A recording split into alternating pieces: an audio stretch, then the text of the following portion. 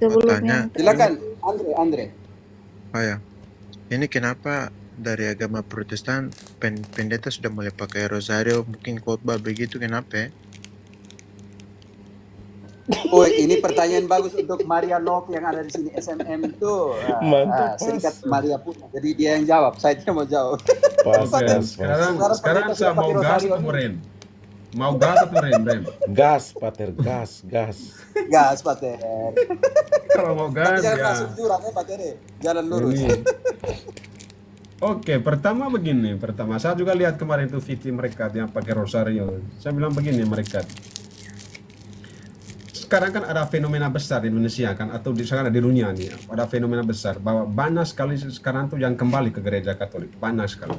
Itu banyak, harus diakui.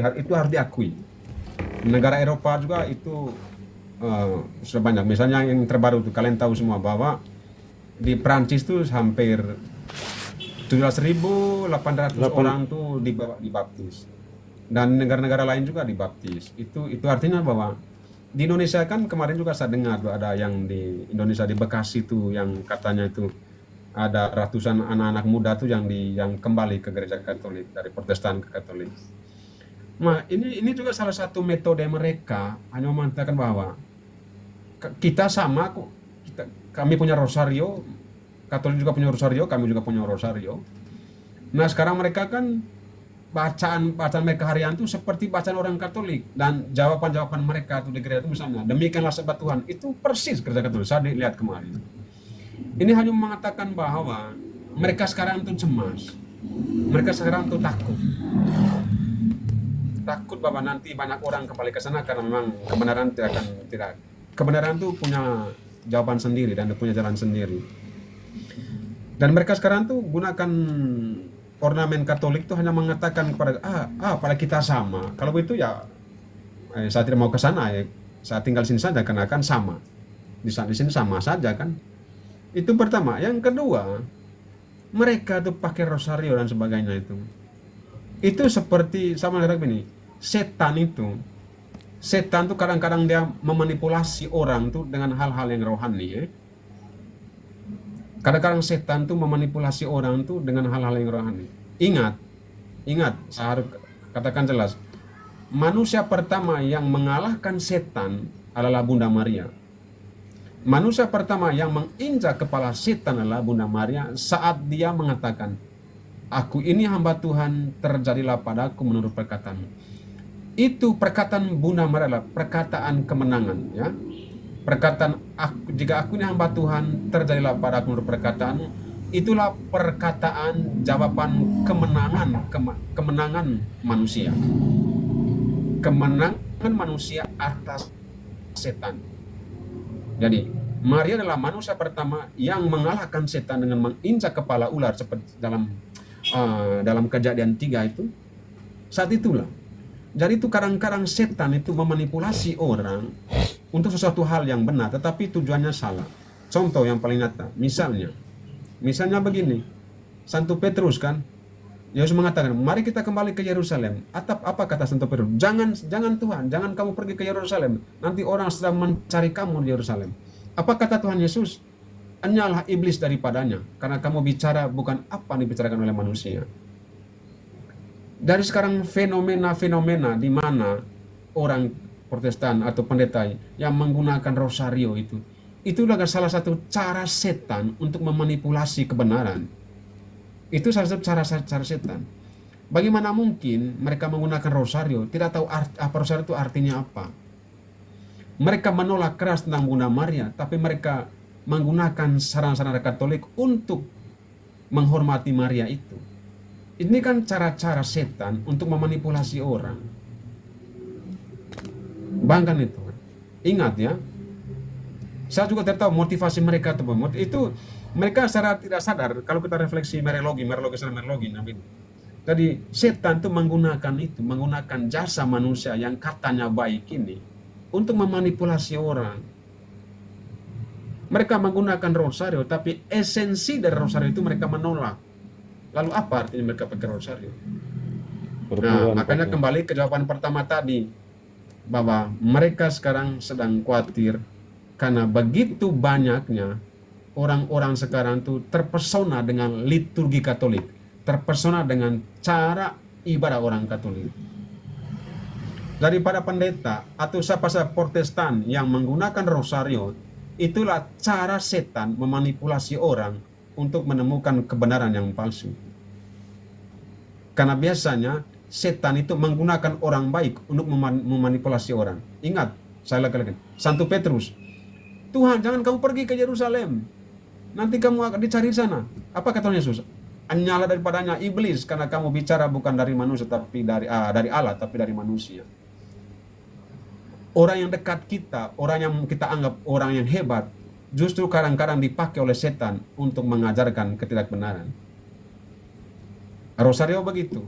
Bagaimana mungkin? Coba kamu lihat, bagaimana mungkin mereka menolak Bunda Maria, tetapi mereka menggunakan rosario itu. Itu kan, apakah itu kebenaran? Bukan, itu kepalsuan itu. Itu namanya kepalsuan.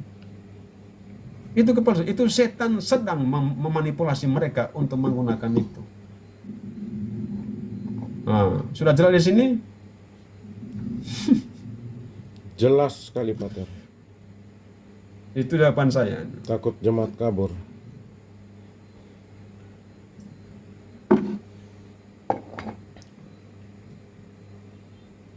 Lalu Silakan. kemarin tuh, Tapi ada Pater sih. satu lagi tambahan tentang Ekaristi. Saya dengar. Tentang Ekaristi tadi. Tadi kemarin itu saya dengar ada penjelasan bagus dari Romo Katolik dari Australia atau dari Amerika. Dia membandingkan begini, antara altar dan panggung. Antara altar dan panggung. Itu dia jelaskan bagus sekali. Dia bilang, dalam gereja Katolik, tradisi berabad-abad dari Katolik, kita tidak boleh sandingkan dengan panggung yang lahir pada tahun 1517. Dia bilang itu, kita tidak bisa bandingkan dengan altar dan panggung. Kamu tahu yang ada di altar itu siapa? Itu Yesus yang ada di altar. Yang di panggung itu siapa? Itu seorang yang sedang menunjukkan dirinya, tapi dia menggunakan nama Yesus di situ. Di panggung tergantung dari musiknya. Musiknya bagus, dia akan merasakan ketenangan. Tapi di gereja, di altar itu, dia tidak perlu musik, tapi dia perlu komunikasi pribadi dengan orang yang di atas. Siapa tuh? Yesus dalam Ekaristi. Jadi saya merasa baik itu bukan karena musik, tapi saya merasa baik karena Tuhan itu baik dengan saya. Ya, dia bilang mata gini, orang Protestan yang ikut dia pada KKR sebagainya, mereka tuh merasa baik karena musiknya baik. Tetapi di altar, saya merasa baik karena Tuhan Yesus itu baik, karena dia mau datang dengan saya memakan tubuhnya itu. Jadi bukan karena saya yang buat baik, tapi Yesus pertama yang baik dengan saya. Bukan musik. Itu luar biasa, itu kan perbandingan luar biasa. Itu kita tidak sama. Panggung tahun 1500 dan panggung altar yang dari tahun yang berabad-abad lamanya itu tidak bisa samakan. Nah, yang saya mengatakan kembali lagi ke pertanyaan tadi, itu para pendeta sekarang atau Protestan yang menggunakan bacaan liturgi Katolik, itu hati-hati harus dengan refleksi yang paling dalam. Ingat ya, manusia pertama yang dikalahkan oleh setan adalah Bunda Maria. Nah sekarang mereka tuh setan menggunakan yang sama untuk apa? Untuk mendegradasi Maria melalui orang-orang hebat yang menggunakan rosario tanpa tahu apa artinya rosario. Itu, terima kasih. Romo Jeff boleh bertanya, Romo? Kalau kita di sini toh, pertama mereka pakai kayak host itu kayak di kita punya juga begitu, model yang kecil begitu. Kita dong pakai roti dari mana tuh? Saya tahu mereka tuh ambil di mana, beli di mana. Biasanya itu dibeli. Iya, hati-hati dengan yang palsu dengan yang asli. Okay? Yes. Iya, betul, Romo. Romo boleh bertanya, ini kemarin juga masih mengenai altar ya, Romo. Tadi Romo Jeff menyinggung tentang altar.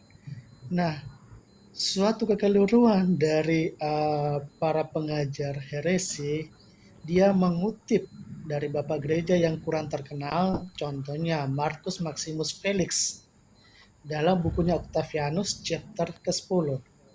Ya, di dalam bukunya itu mengatakan bahwa tidak ada altar, tidak ada kuil dan gambar-gambar. Padahal kalau kita baca keseluruhan dari Bapak Gereja ini, dia lahir tahun 150 sampai 250. Marcus Maximus Felix dalam bukunya Octavianus chapter ke-10, dia itu berkata kepada siapa? Orang non-Kristen pagan dan termasuk apologet.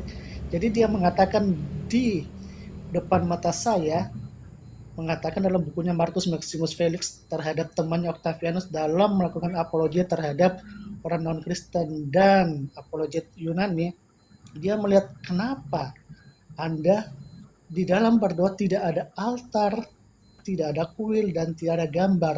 Nah, potongan kata ini mereka sematkan kepada diri mereka, para pengajar badut-badut heresi Protestantisme, mengatakan bahwa gagasan tulisan dari Marcus Felix ini ditujukan kepada Protestan, tetapi padahal dalam bukunya kalau kita baca semua bukunya, khususnya chapter 10, itu ditujukan kepada siapa?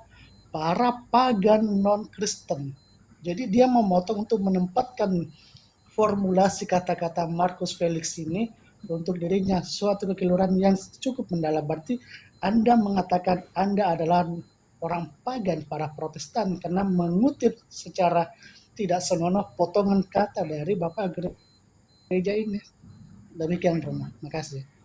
Iya, benar.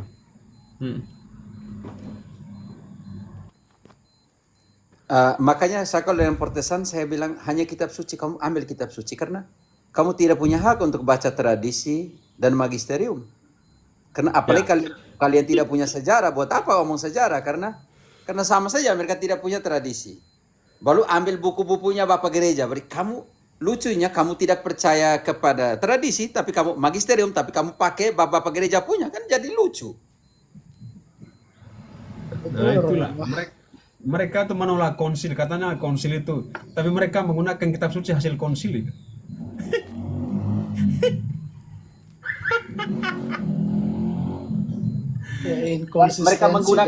Mereka menggunakan pembaptisan yang menggantikan sunat itu hasil konsili juga di Roma. Di Yerusalem. Kan lucu.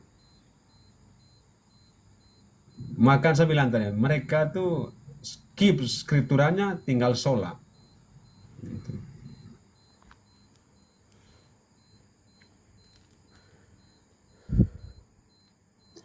Sofia, ada Pater, silakan. Tadi ada catat pertanyaan, silakan. Christine Romo, dari Christine siapa tadi lupa.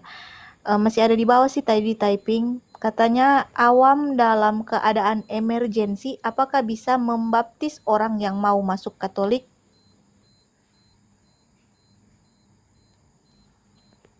Pater, pembaptisan emergensi. Bisa. Yang awam. Bisa, orang awam bisa. Yang ada di situ saat dia tuh mau mati, tinggal nafas satu tuh tidak sempat tuh panggil Romo, ya bisa. Atau bayi yang baru lahir.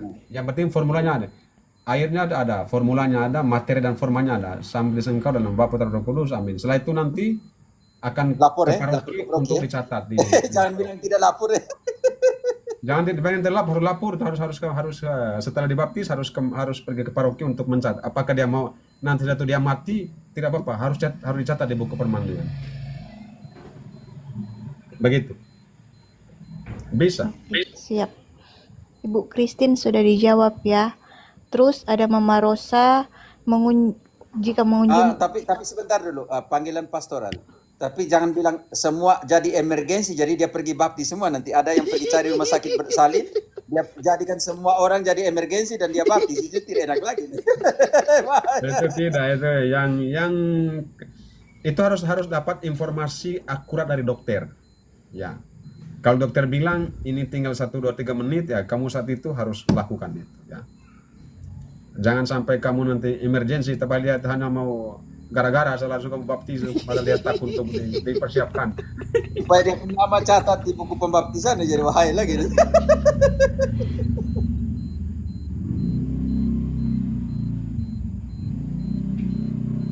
Sofi lanjut. Yang terakhir yang di catatan Sofi ini yang mengunjungi orang sakit, Ibu Rosa mengunjungi orang sakit memberikan pengakuan dosa, apakah bisa? Awam mungkin Romo, seorang awam. No, pengakuan dosa tidak bisa. Dalam keadaan apapun tidak bisa. Tidak bisa. Minyak suci juga tidak bisa. Hanya baptis yang bisa. Hanya baptis. Yang lain tidak bisa. Tidak bisa. Ya? Itu. Tidak bisa. Walaupun biarkan dia mati, kalau dia tidak sempat mengaku dosa, kita percayakan kepada kemurahan Tuhan yang mengingat semuanya itu. Ya.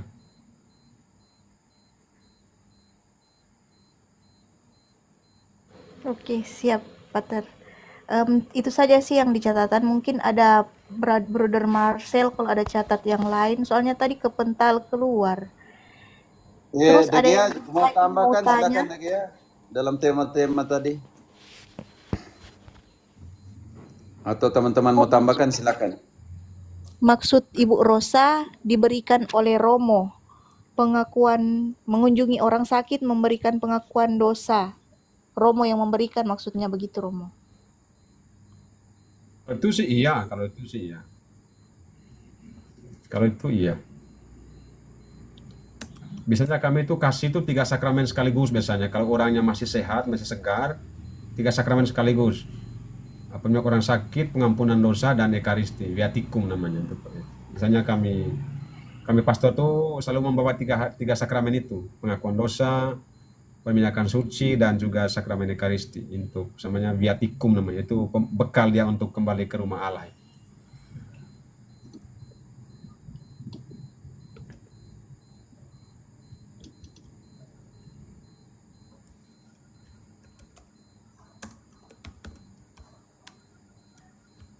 Oke, sudah dijawab Ibu Rosa. Jangan lupa ya teman-teman, yang Katolik setempat situ kalau ada emergensi jangan lupa panggil Romo ya. Kamu jangan diam-diamkan saja.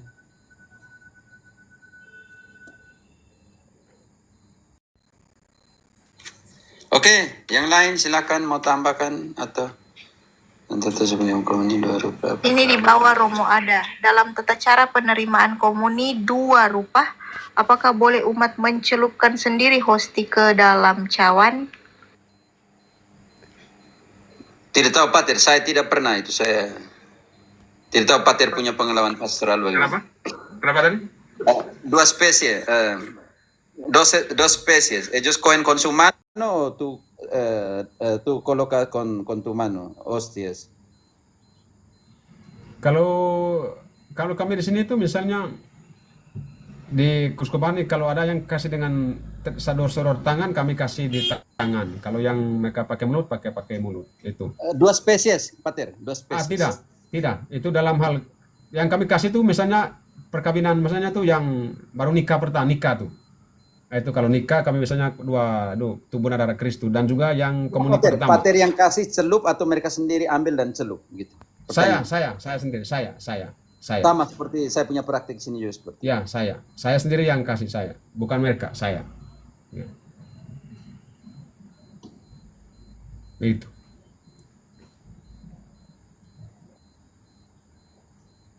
Kalau di sini ambil dan celup sendiri.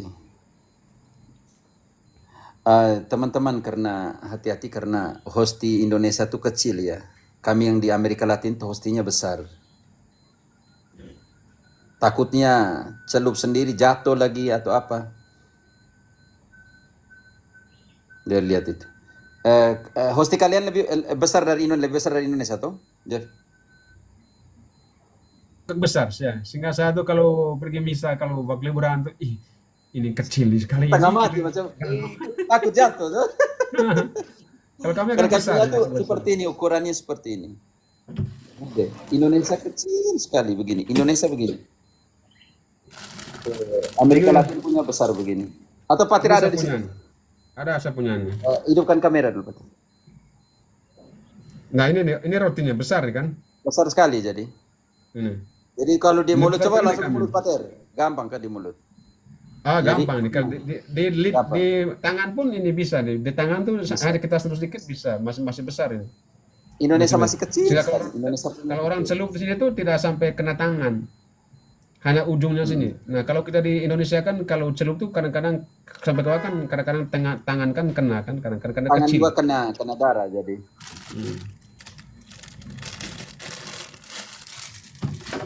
Jadi begitu.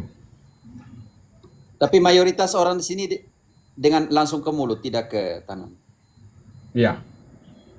Ada yang mulut, ada yang tangan. Kalau saya tuh tergantung, kalau orang pakai mulut saya kasih dengan sopan. Saya bilang yang penting kamu buka mulutnya sopan-sopan, jangan nganga seperti orang yang mau apa tuh.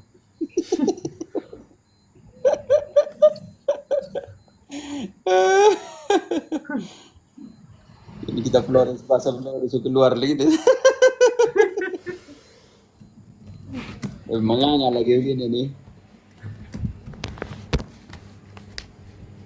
Oke, teman-teman ada yang lain silakan. Jadi kita juga langsung kultur nih, inkulturasi antara budaya Amerika Latin dengan Indonesia. Tidak mudah. Ada shock kultur juga kadang. Ya benar, kita pertama kali datang tuh, aduh ini.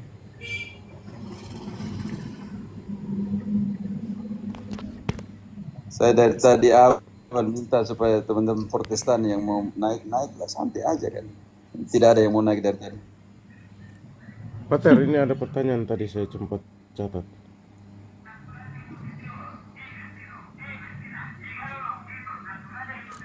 Apakah pohon kehidupan di kitab Wahyu ada hubungannya dengan Ekaristi?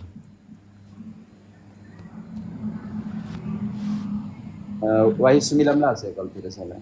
Sebentar, Ekaristi itu sangat Wahyu ya. Kitab Wahyu itu ya.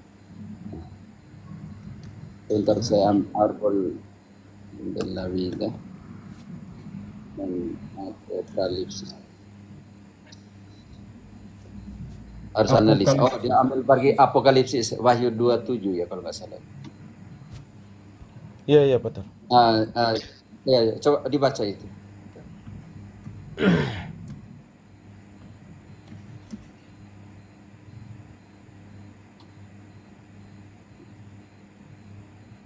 Halo? Wahyu 27 sandingannya ke referensinya ke Kejadian 29, oke? 2 ayat 7 Romo atau Wahyu 27? Wahyu 2 ayat 7. Oh, Sandingannya Wahyu ke Kejadian 2 ayat 9. Wahyu 2 ayat 7. Siapa bertelinga, hendaklah ia mendengarkan apa yang dikatakan Roh kepada jemaat-jemaat. Barang siapa menang, dia akan kuberi makan dari pohon kehidupan yang ada di Taman Firdaus Allah. Baru Kejadian 29. Kalau Taman Firdaus, lalu kita kembali ke Kejadian 29. Kejadian 2 ayat 9. Lalu Tuhan Allah menumbuhkan berbagai-bagai pohon dari bumi yang menarik dan yang baik untuk dimakan buahnya, dan pohon kehidupan di tengah-tengah taman itu, serta pohon pengetahuan tentang yang baik dan yang jahat. Yang mereka makan ini pengetahuan atau yang hidup? Pengetahuan. Yang hidupnya mereka tidak makan, Pak. Yang hidup tidak. Ya, makanya Yesus Ini yang pohon kehidupan itu mereka tidak mau makan, mereka hanya memakan pengetahuan. Itu yang lucunya di situ. Nanti kalau kita analisa itu di bab 3-nya, ya ternyata mereka makan dari buah pengetahuan. Buah hidupnya mereka tidak mau makan, ternyata bisa makan buah kehidupan itu. Itu jadi lucu sebenarnya. Makanya kalau kita sandingkan 1 Timotius 2 ayat 4 katakan bahwa yang menghendaki semua orang selamat dan sampai kepada pengetahuan akan kebenaran. Jadi saya pikir ini juga. Tetapi sebenarnya lebih kepada bagaimana supaya kamu kuat di dalam persekusi. Karena Wahyu 2 dan Wahyu 3 itu, Pater, itu omong tentang situasi gereja. Ya. 7 gereja. Jadi kata sedikit, tentang situasi gereja di mana tuh Nona? Coba analisa. Wahyu Efesus. 2 tapi di mana? Efesus.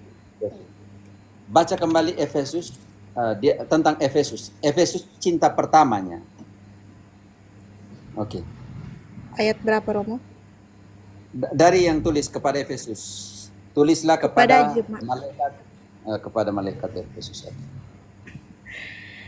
Wahyu 2 mulai dari ayat pertama, kepada jemaat di Efesus, kepada gereja di Efesus. Jemaat ganti gereja bukan kan jemaat. Romo? Oh iya ya. Iya. Kepada gereja di Efesus, tuliskanlah kepada malaikat gereja di Efesus. Inilah firman dari Dia yang memegang ketujuh bintang itu di tangan kanannya dan berjalan di antara ketujuh kaki dian emas itu. Aku tahu segala pekerjaanmu, baik jeripayamu maupun ketekunanmu. Aku tahu bahwa engkau tidak dapat sabar terhadap orang-orang jahat, bahwa engkau Konsentrasi telah ayat 4. mencoba. Langsung ke ayat 4. Namun demikian engkau mencela aku. Namun demikian aku mencela engkau, karena engkau telah meninggalkan kasihmu yang semula. Oke. Cinta pertama. Efesus itu gambaran dari cinta pertama. Ingat bahwa saudara dan saudariku yang terkasih, setiap nama punya arti ya. Smyrna artinya apa, Efesus artinya apa. Efesus di dalam Wahyu Apokalipsis 2 ini ayat 1 sampai 7 dan menggambarkan bahwa gereja adalah cinta pertamanya. Dan cinta pertama ini menyangkal. Ini penting, menyangkal. Itu situasi gereja dari Pentekostes sampai dengan tahun 64 sebelum pembantian Neron. Menjadi cinta pertama. Tetapi cinta pertama ini penuh dengan persekusi. Baca ayat 5 sampai 7.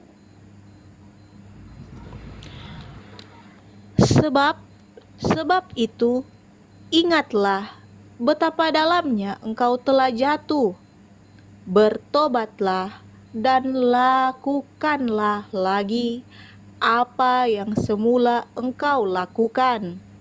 Jika tidak demikian, aku akan datang kepadamu dan aku akan mengambil kaki dianmu dari tempatnya, jikalau engkau tidak bertobat. Ayat 6.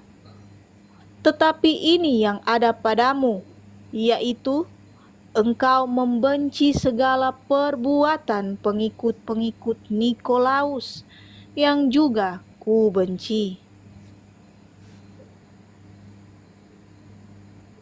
7. Siapa bertelinga, hendaklah ia mendengarkan apa yang dikatakan Roh kepada gereja-gereja. Barang siapa menang, dia akan kuberi makan dari pohon kehidupan yang ada di taman Firdaus Allah. Berarti Pater Jeff tidak beri makan sembarang-sembarang ya. Makanya jika kamu tidak layak menerima cawan roti Tuhan dan cawan Tuhan, kamu berdosa kepada roti, kamu berdosa kepada tubuh dan darah. Kamu berjuanglah supaya bisa terima, tetapi dengan hati yang murni, dengan hati apa? Karena kalian telah mengkhianati cinta pertamaku. Itu situasi gereja Efesus ya pada saat itu. Situasi gereja dari tahun 6 dari Pentekoste sampai dengan tahun 64 sebelum persekusi Neron tahun 64. Kalau kamu tidak kuat ini, maka bagaimana? Makanya supaya kamu kuat, maka saya harus memberikan makanan. Tetapi dari pohon kehidupan itu. Tetapi apa? Tapi kamu harus berjuang supaya kamu bisa dapat makanan itu. Ini yang kadang kesian ya, maksudnya wahyu ditafsirkan suka-suka seperti itu. Begitu, Pater mau tambah silakan. Oke, so ini memang pohon kehidupan di Taman Eden dan pohon konocimiento, pohon pengetahuan itu kan Jadi dalam Genesis dari Kejadian 3:24 kan Tuhan tuh menaruh malaikat kan untuk menjaga pohon kehidupan itu kan. Jadi pohon kedep itu adalah pohon kehidupan kekal sebenarnya. Jadi itu yang membedakan akhirnya pohon kehidupan itu kapan dimakan pohon kehidupan. Nah, itu kan. Nah, kemarin kita tanya pohon kehidupan itu kapan dimakan?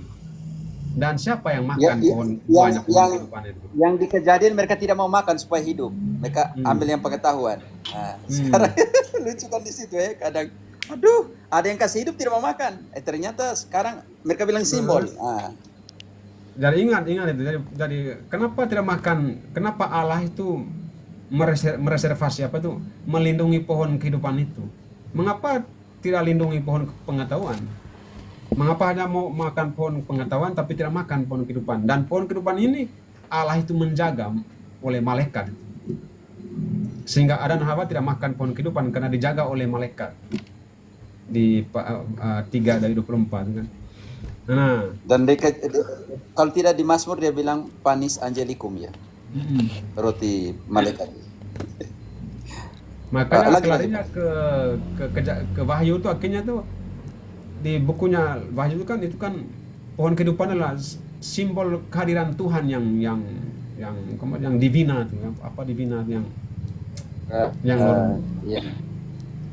divina divina de Dios tuh, yang kudus kan? Divina ya bisa kudus ya, kehadiran divina ini susah ya. Divine itu divine ya. Kau sungguh besar ya, kehadiran sempurna atau bagaimana ya pokoknya. Yang divine. Nah sekarang pertanyaan, siapa yang bisa mengakses pohon kehidupan ini? Siapa? Ya, siapa yang mengakses pohon kehidupan ini? Tadi kita bicara tentang jalan kebenaran hidup. Yang akses pohon ini hanya satu orang, Yesus.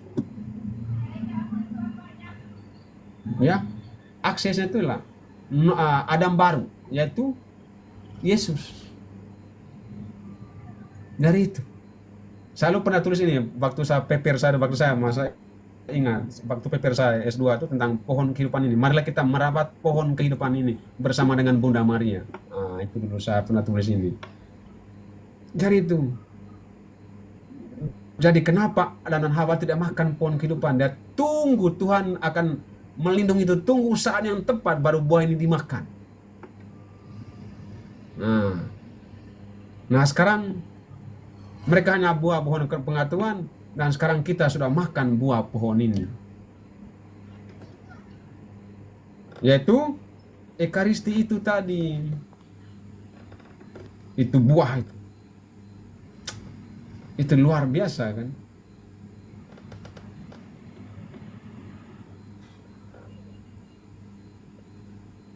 Kita makan dari buah ini dan kita akan mendapatkan kehidupan yang kekal. Barang siapa akan makan buah pohon kehidupan ini, dia akan sampai kepada kehidupan yang kekal. Sangat kasihan sekali mereka yang tidak mau makan buah pohon ini. Mereka pakai simbol pater, simbol. Kasihan sekali kan. Yang hanya bisa mengakses, yang bisa petik buah ini hanya satu, Yesus. Bayangkan itu, luar biasa kan. Dan ingat, kalau kita ingat betul dalam Jumat Agung, salib itu adalah pohon kehidupan. El árbol de la vida, bahasa Spanyol. El árbol de la vida. Bagaimana bahasa Indonesia? Pohon Allahnya lihat. Bagaimana bahasa Indonesia? Saya lupa lagi. Lihatlah kayu salib, tempat dia tergantung. Lihat. Marcel, engkau nyanyi mana? Marcel nyanyi lagi. Kayu salib, ya tempat sampainya dunia bergantung. Marilah kita. Kalau kami di Spanyol itu betul, ada dua versi. Versi yang saya gunakan, lihatlah pohon kehidupan. Dan akhirnya Árbol de la vida, árbol de la vida, pohon kehidupan. arbor de la vida, pohon kehidupan. Akhirnya pohon itu akan menjadi ya pohon kita dilahirkan kembali menjadi manusia baru tadi itu. Kalau kita sudah sampai kepenuhan itu kan, plenitud. Nah itu dia. Jadi luar biasa. Makanya kalau kita tidak belajar teologi kuat, kita hancur lebur.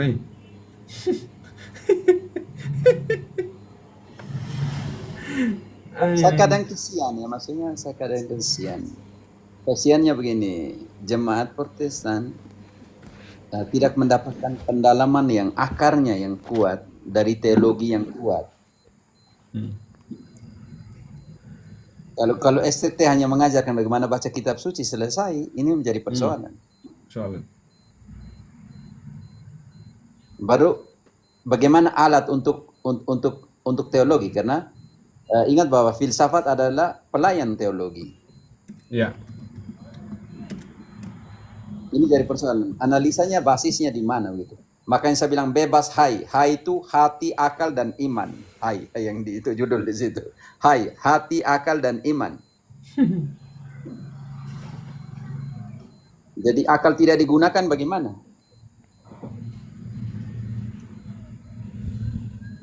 Dari bagus nih kita pohon kehidupan ini bagus sekali kita belajar.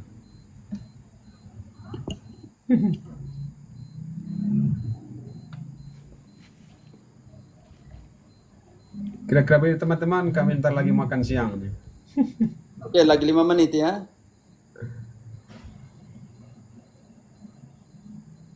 Ya, yang mau tanya mungkin nanti typing, kalau masih sempat dijawab Romo, nanti dijawab Romo, tapi kalau misalnya ndak sempat, mungkin bisa esok hari karena 5 menit lagi. Romo mau makan. Nah, yang untuk sekarang ini yang ada di atas Bang Sandria Dinata, Sandriadi. mungkin ada mau bertanya. Ya, selamat malam Pater Jeff sama Pater Café. Iya, di sini saya sebenarnya mau Pater mau cerita sedikit, soalnya ada kasus lah waktu pertama kali masuk kuliah di Surabaya dulu. Begitu. Ini terjadi di saya punya teman 2 orang. Nah, mereka ini sebenarnya kan baru datang dari kampung untuk masuk ke universitas. Nah, tiba-tiba dengan berjalannya waktu, biasalah dari tetangga sebelah kan, itu saya lihat dulu sih dari karismatik, biasanya mereka datang terus ke kos yang mahasiswa baru datang dari kampung nih. Target utamanya mereka itu mahasiswa baru sih, Pater. Seperti itu. Setiap hari mereka datang bawa makanan, bawa cemilan, bawa apa untuk merayu ikut kegiatan mereka punya. Itu dilakukan tiap hari door to door. Targetnya itu mahasiswa baru. Tuh, saya punya teman kan dari Manggarai 2 orang. Nah, setelah itu diiming-iming ajak main juga, main golf, main apalah segala supaya saya punya teman ini mau ikut kegiatan dengan mereka. Tapi pada suatu saat mereka ajak ke tempat, ke gedung, ke ruko gitu untuk ngikut mereka punya ibadah lah, acara. Nah, dengan tidak sadar teman saya ini ikut kegiatan itu, kegiatan mereka di ruko itu. Nah, dan terjadilah dibaptis Pater, dibaptis selam itu. Tapi dia maju ke depan untuk dibaptis itu tidak, sepertinya bukan dengan sengaja ya, tapi secara tidak sadar dia pergi ke depan itu untuk dibaptis. Nah, setelah dibaptis pulang dari situ, dia rasa menyesal, dia merasa bersalah, dan sampai saat ini dia masih beribadah. Sudah dibaptis waktu itu, sampai saat ini dia masih mengikuti ibadah gereja Katolik. Begitu, Pater. Jadi kira-kira yang saya mau tanyakan di sini, kira-kira yang satu teman, mohon maaf Pater, yang satu teman ini baru saja meninggal tadi pagi, tapi yang satu ini masih masih hidup sampai sekarang. Dan yang saya mau tanyakan di sini Pater, kira-kira hukumnya apa dan apa yang harus dilakukan kepada teman saya yang masih hidup ini? Apakah mengaku dosa lagi atau bagaimana? Karena dia merasa bersalah dan merasa menyesal dibaptis oleh mereka begitu Pater, dan dia tidak mau mengikuti ajaran atau ikut ke gereja ke sebelah lah Pater, tetap di Katolik. Jadi dia maju ke depan dibaptis itu seperti tidak sengaja begitu Pater. Kira-kira bagaimana itu Pater?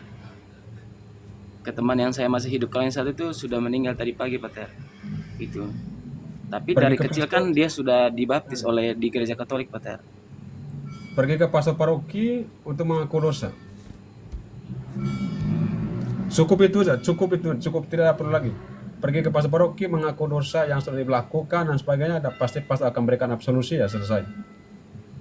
Oh, oke. Itu aja. Bilang dia ke pastor paroki. Baik. Sederhana gitu aja. Berarti ke pastor paroki untuk mengaku dosa saja begitu Pater ya? Yes. Oh, oke, baik. Terima kasih Pater. Lalu teman yang tadi itu meninggal tuh dia pakai acara misa Katolik atau ibarat apa? Masih sampai sekarang dia misa Katolik Pater, tidak pernah lagi masuk agama-agama. Bukan, yang tadi yang meninggal tuh dia dikuburkan secara Katolik atau apa? Secara Katolik Pater. Tapi kan kemungkinan besar dia belum mengakui, bilang ke orang tua yang kalau dia sudah pernah dibaptis oleh ini. Kita Kalau berikan teman yang Tuhan. satunya ini bercerita ke orang tuanya, dan orang tua itu menyuruh ke pastor untuk mengaku dosa, Ya. disuruh sama orang tuanya. Pas, bagus, good. Oh, baik Pater. Makanya Mas Manggarai Flores tuh jangan malas ke gereja. Kalau ke ruko tuh lancar, kalau ke gereja malas. Karena di ruko tuh ada makanan gratis, tapi gereja kan tidak. Di gereja tuh ada makanan gratis, yaitu Ekaristi. Itu bisa menyelamatkan hidupmu. Tapi di ruko tuh makanan gratis, tapi bisa kamu lapar setelah itu dan mati bodoh-bodoh tuh kan. Tiap hari datang door to door, tiap hari ke kos ini Pater. Bagaimana tidak luluh ini anak? Ya pergi saja selalu, nanti dapat makan. Nah setelah itu ya mengaku dosa. Pater tadi saya makan gratis di ruko, ya pasti ya kamu dihapus dosamu, ya udah. Ya. Kalau kami di Kolombia ini orang Katolik juga kadang parah ya. Mereka sudah emosi terlalu dengan Protestan, saksi Yehova yang ketuk setiap hari pintu itu mereka tulis, ini rumahnya orang Katolik, selesai Mas. Tapi saya rasa Pater, Iya, mereka kasus terus seperti gitu. ini, kejadian seperti ini tuh bukan hanya di Surabaya, kemungkinan di setiap kota saya rasa ada. Cuman pelakunya oknum tetangga sebelah ini kerjanya begitu terus, door to door. Ini kita harus dapat nasihat dari Mama Madonna yang begini-begini. Madonna, naiklah. Itu Mama Madonna ada typing pertanyaan ke Romo di bawah. Iya. Oke, Mama kita Madonna, mau makan tidak. siang ya. Mau makan siang nih ya. Wahyu 2 ayat 4 sampai 5 itu bukan untuk. Itu situasi gereja Efesus, bukan, tidak ada hubungan dengan pembaptisan. Iya, salve Romo. Salve Mama. Itu Romo. Atur saya. Romo. Itu Wahyu itu baru tadi saya sudah ngantuk sekali Romo. Tapi gara-gara Sofi baca itu saya udah agak ingat lagi tuh Romo, baptisan ulang-ulang itu dipakai sama pendeta itu ayat itu Romo, baru saya ingat. Yang lalu kan saya lupa Romo. Iya. Makanya saya terus saya langsung melek lagi Romo gara-gara Mama Madonna. Aduh, hancur sekali. Wahyu 2 Gara-gara ayat 1 itu, sampai Romo. 7 itu tentang situasi gereja Efesus pada saat itu. Kan ada bilang pertobatan tuh Romo, harus bertobat lagi, ya itu harus lakukan Karena itu- seperti semula. Bukan, iya, itu bukan lakukan semula, cinta pertama.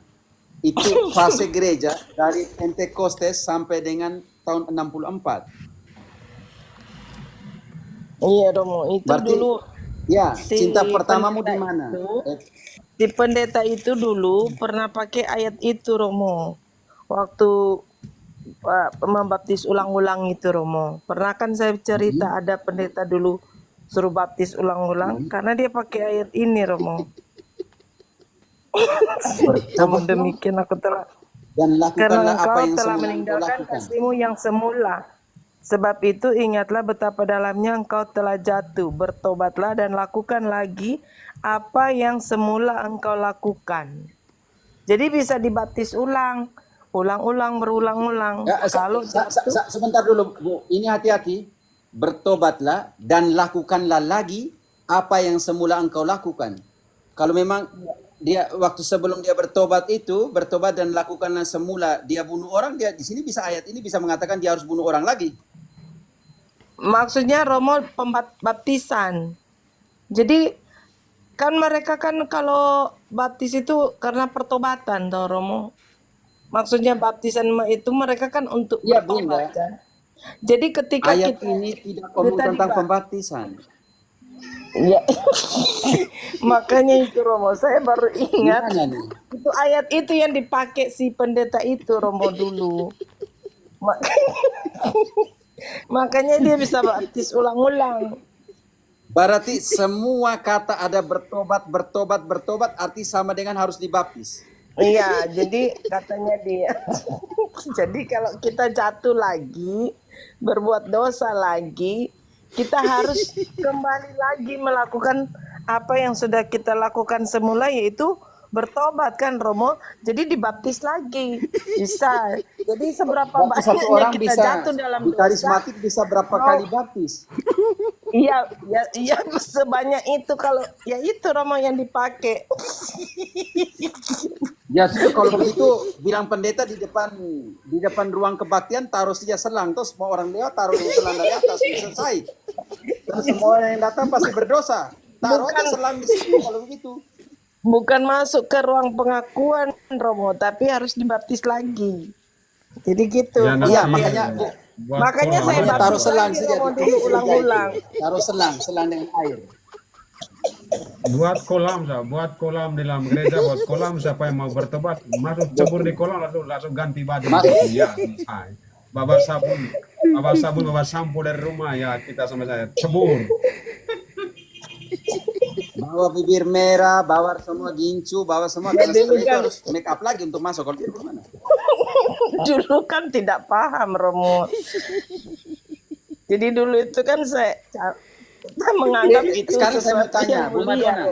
Bapak pendeta dia membaptis orang berulang-ulang, dia dibaptis oleh siapa berulang-ulang? Ya saya enggak tanya lagi Romo. Dia hanya tugas membaptis orang, Pater Jeff, dia dibaptis oleh siapa berulang-ulang? Kalau suami Dia istri mungkin dibaptis bisa. oleh Itu saya enggak Lucifer, tanya, ya. soalnya saya dulu itu kena hipnotis Romo. Kena hipnotis. Pater Jeff, ini Mama Madonna dihipnotis karena ada satu pendeta dari luar negeri datang.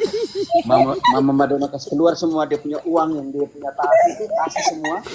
Karena di saat di hipnotis bilang nanti Mama Madonna akan mendapat hadiah besar. Sampai sekarang hadiah belum tiba.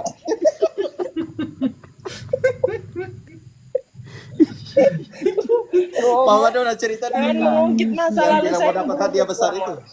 Nanti saya baptis nanti sama Romo.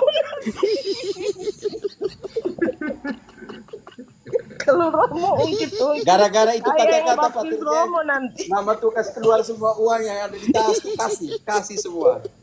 Sampai sekarang masih tunggu hadiah belum datang. Nanti itu dibaptis oleh Yudas Iskariot, Baptis oleh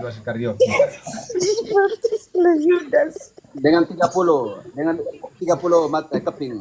Ya, karena Yudas kan tidak mau kan seorang perempuan mau meminyaki kaki Yesus kan, dia bilang kasih ke saya tuh supaya saya nanti baptis pendeta-pendeta. Ya makanya Pak Pendeta baptis orang berulang-ulang. Lalu pertanyaan saya untuk Pak Pendeta dibaptis berulang-ulang oleh siapa? Nanti saya yang baptis Romo. Mereka sudah meninggal masalahnya Romo. Harus pakai air panas, pakai air panas supaya nanti langsung hilang, langsung keluar sebagai manusia baru semua, warna kulit baru semua karena sudah dikelupas air panas.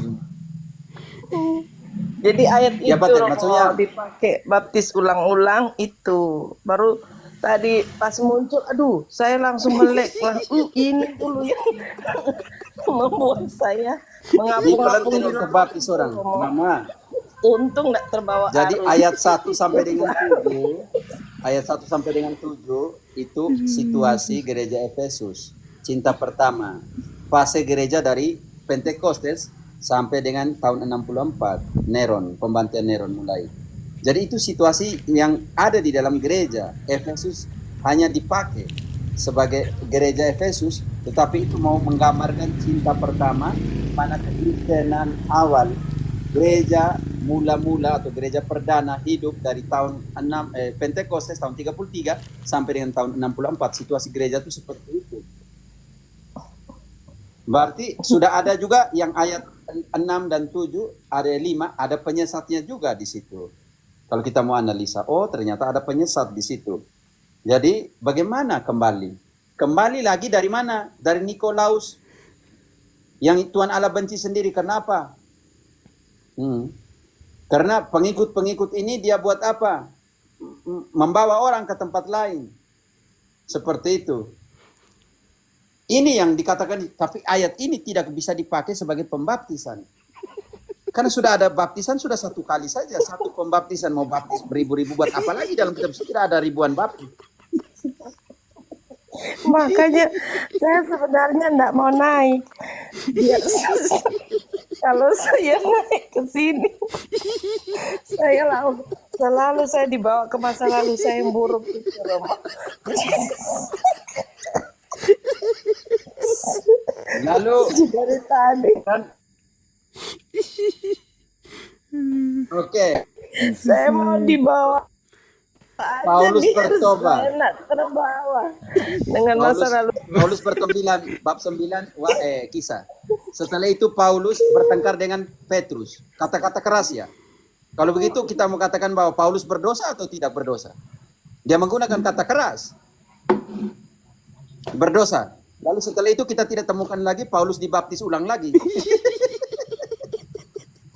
Kita tidak temukan. Juga bingung karena saya baru sadar kalau itu saya dihipnotis kayak Udah bilang apa lagi? bisa Apa ini? mengaku Vincent itu. Merdi. Pastor Jeff mungkin mau dibaptis pendeta Markus. Sialan. Pendeta. Oh, kasih turun level kasih baptis oleh Markus tadi ini. Bilang Pastor Jeff mungkin mau dibaptis pendeta Markus. Gila anak. Oleh ini kayak gitu saya kira oleh. Oke teman-teman, kami pamit ya. Kami pamit. Pater, kita pamit ya. Ya sudah, kita mau Makasih Romo Sampai penjelasan. besok. Terima kasih banyak. Berkat, Pater Romo. Pater Dasmo. Jeff berkat dulu, Pater Jeff berkat. Oke, marilah kita mohon Pater berkat Jeff Tuhan berkat. untuk kita malam ini. Untuk kalian Indonesia yang mau tidur, semoga Tuhan berkati malam ini. Dan kami yang dengan Romo Cafe masih melakukan tugas kami hari ini, semoga kami bisa mewartakan kebenaran, kebaikan Tuhan dengan umat yang kami layani. Dan kalian juga sebagai awam, semoga tekun berdoa dan tekun menghayati ajaran Yesus dalam gereja Katolik yang akan membawa kita kepada keselamatan. Dan cintailah Ekaristi, itu paling penting untuk kita orang Katolik. Itulah makanan rohani kita, makanan kehidupan kita, membawa kita kepada keselamatan. Tidak ada makanan lain untuk sampai keselamatan, hanyalah Ekaristi, makanan yang buat kita semakin kenyang untuk sampai kepada kerajaan surga. Kemuliaan kepada Bapa dan Putra dan Roh Kudus, Seperti pada Seperti pada permulaan. permulaan. Seperti pada permulaan, Sekarang, sekarang, segala abad. Tuhan sertamu. Dan serta Dan serta rohmu. dan sertamu juga. Terimalah berkat Allah yang Maha Kuasa untuk istirahatmu pada malam hari ini, dalam nama Bapa dan Putra dan Roh Kudus. Amin. Amin. Amin. Terima kasih Pater Jeff. Bung Terima Madonna, kasih. terima kasih ya. Oke, saya pamit. Terima kasih untuk teman-teman semuanya. Di atas yang di Terima bawah. kasih. Oke. Terima kasih. Terima kasih. Yo, Marcel, hati-hati ya, Marcel. Kau ulang-ulang lagi. Burde ini ketawa terus Burde ini. Dia ini mau dibaptis ulang nih. Ingat itu. Wahyu. Bruder nih, untung dia tidak baca kisah 19, rusak nanti Pak. Dia bisa baptis lagi. Dia